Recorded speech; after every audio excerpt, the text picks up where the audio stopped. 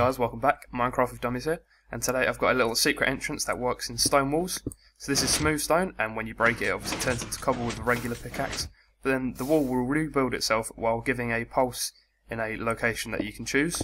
So as you can see again, it gives a little pulse, and then it will fill in the hole. So this is a good way of just making a secret entrance in a cave that's mainly smooth stone anyway.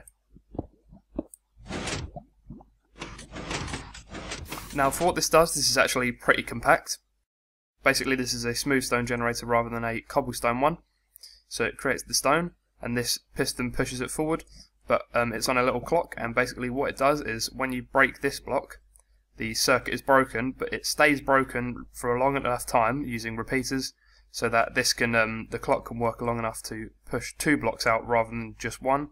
So that's why it fills up 2, so it closes the wall completely again. So to build it, the materials you're going to need are in my inventory now, and 1 redstone torch on top of this. So you're going to start by building a little 4 long pillar, because this is how long it will be by default.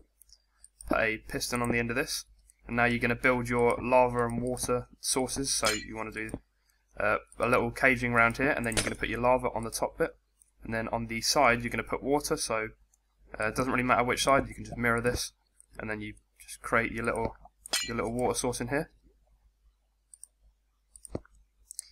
So this is actually creating the smooth stone rather than cobblestone, and now you just want to create a little clock.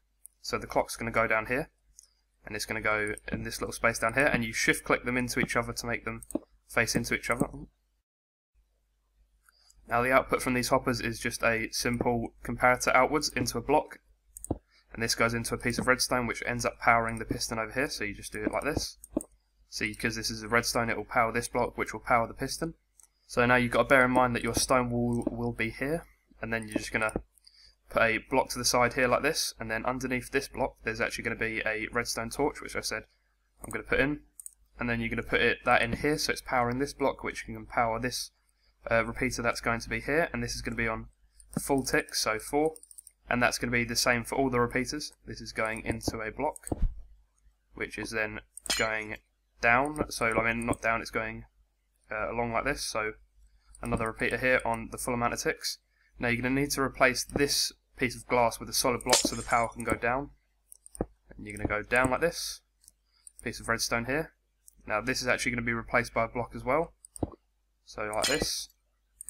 Now it's kind of tricky getting the repeater in here, but basically you want to get a repeater facing in here, so I'm actually going to have to remove this to get that in here facing this direction, so it'll be the full amount of ticks here. And that gets powered because that redstone will actually be powering this block, which the redstone repeater will take the power from.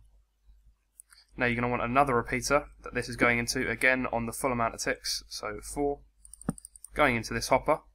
Now that you've done that, you just want to put any item in the hopper. It doesn't actually matter what one, but it has to be 1 item, and that is your whole thing done. Now when you delete these 2 blocks, it will set off the little clock and put in 2 pieces of stone again.